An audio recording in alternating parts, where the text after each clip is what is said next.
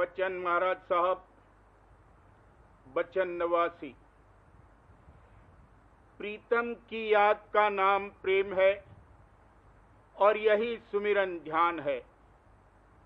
जब तक घट में धार की आमद नहीं है तब तक याद नहीं आती है और इसके जतन से कुछ नहीं होता है।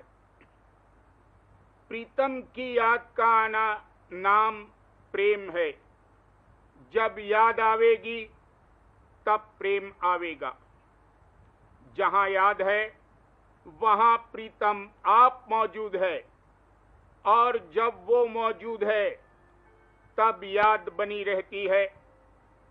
और चूंकि प्रीतम कुल मालिक है तो जब उसकी याद है तब गोया उसके चरण हृदय में बस गए। इससे भक्तजन निहायत ही मगन और सरशार रहता है। विकारी अंग इसके झड़ते जाते हैं और सकारी अंग प्रवेश करते जाते हैं। जितने के परमार्थी काम किए जाते हैं उनमें अगर प्रीतम की याद नहीं है तो वो फीके हैं और जो याद है तो उनका फल भी मिलता है, यानी प्रेम आता है, नहीं तो खाली है। कहने का मुद्दा ये है कि जितने जतन किए जाते हैं उन सब से मालिक की याद का असर बड़ा भारी है। जब दया की धार आती है तब याद आती है और जब तक ऐसी हालत नहीं है तब तक भक्ति सिर्फ जतन है। अगर भजन भी किया, सूरत मन भी सिमटे और प्रीतम की याद नहीं तो उसकी कुछ भी हैसियत नहीं है। वो करनी प्रेम से रहित है और छिलका है।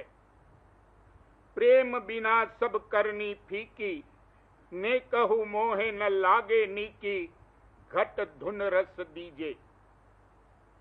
प्रेम मुकद्दम है, हरदम प्रीतम की याद करना ये भक्ति की रीत है।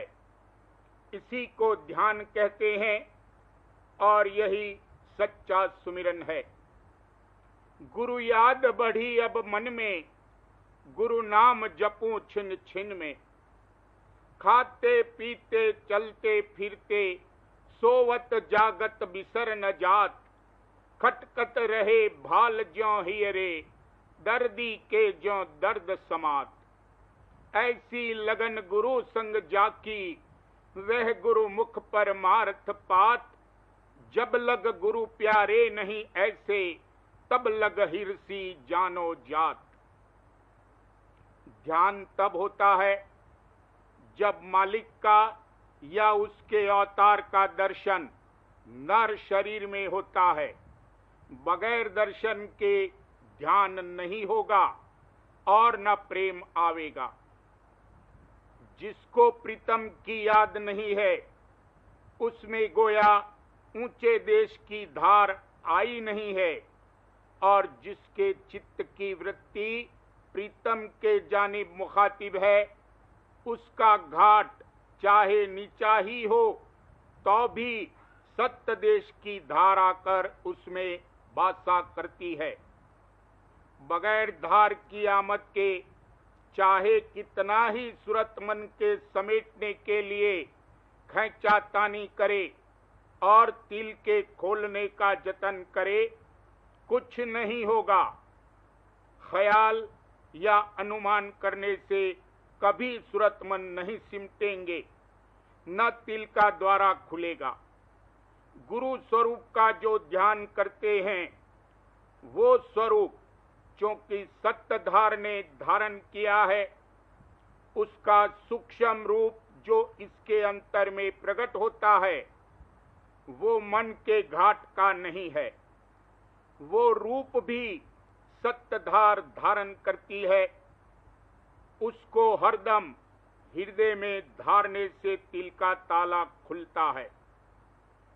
गुरु कुंजी जो बिसरे नाही, घट ताला छिन में खुल जाही। कहें कबीर निर्भय हो हंसा, कुंजी बता दूं ताला खुलन की।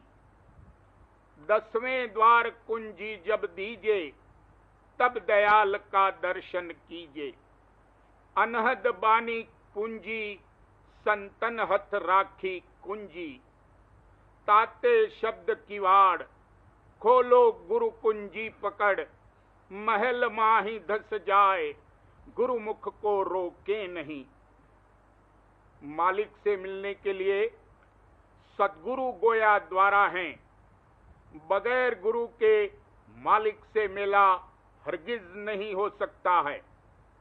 अभ्यास से अगर कोई मालिक से मिलना चाहे तो हरगिज नहीं मिल सकता है।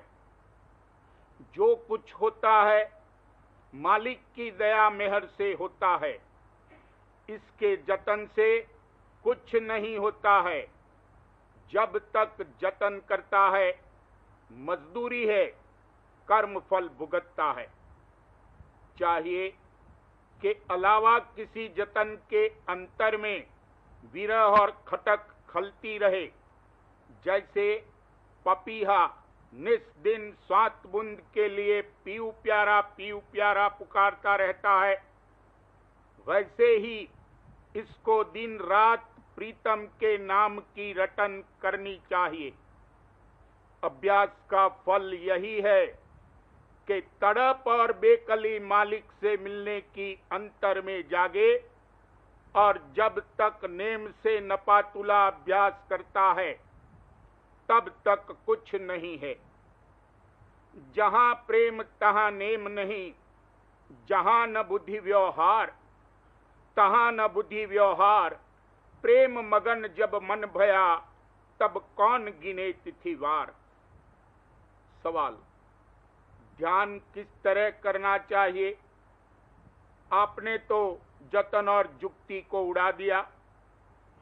जवाब, जैसे किसान खेत का ध्यान करता है, सूम धन का इस तरह ध्यान करना चाहिए। इसमें कोई खास जतन और जुगत की जरूरत नहीं होती है।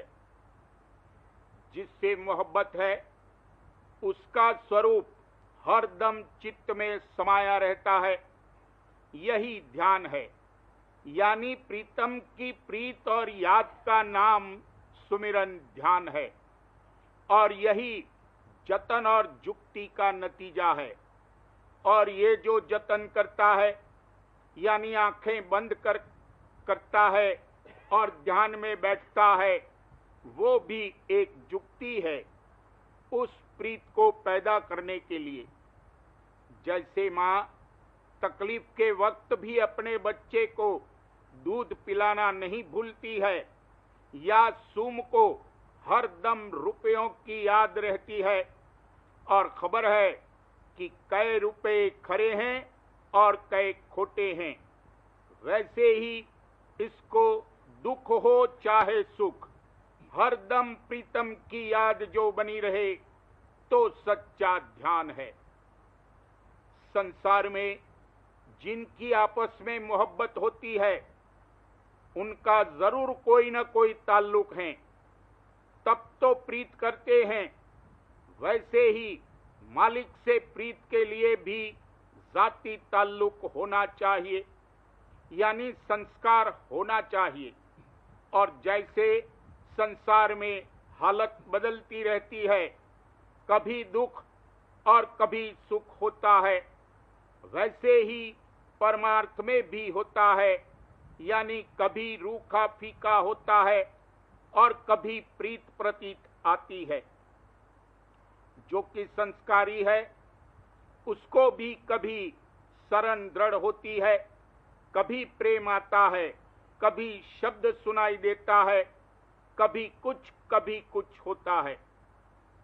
इस तरह हालत बदलती रहती है।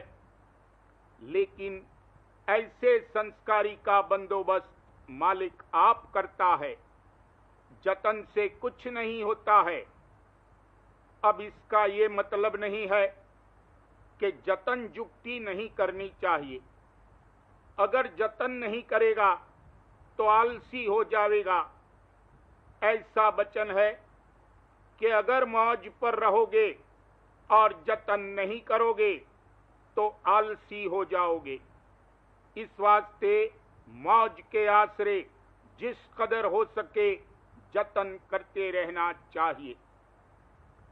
मन इंद्रियों के घाट पर बैठकर मौज मौज पुकारना ऐसा है जैसे ब्रह्मज्ञानी सिद्धांत पद को हासिल किए बिना अपने को ब्रह्मज्ञानी कहते हैं, और जैसे उन्होंने धोखा खाया वैसे ही जो के बिना जतन के मौज के आसरे रहते हैं धोखा खाते हैं।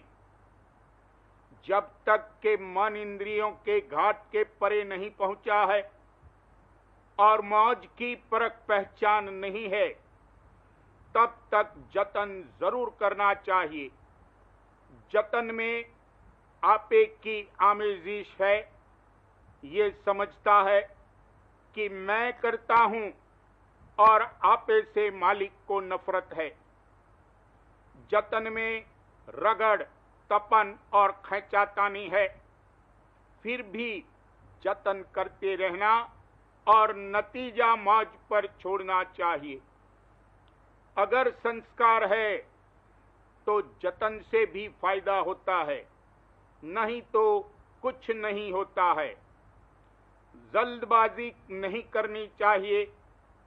जैसे देह का बढ़ाव होता है वैसे ही रूहानी ताकत का भी बढ़ाव होता है, यानी धीरे धीरे परमार्थी परवरिश पाने से इसमें प्रीतम की प्रीत समाती जाती है और याद बढ़ती जाती है।